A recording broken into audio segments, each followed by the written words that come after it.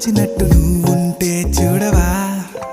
మంచువాన నన్ను ముంచనంట వాన విల్లు మీద ఇల్లు కట్టినెవ్వరంట ఈ లోకమంతా నిన్ను చూసినంట ఏ దిష్టి నిన్ను తాకకుండా ఇంటిలోన దాచుకుంటా రంగు రంగు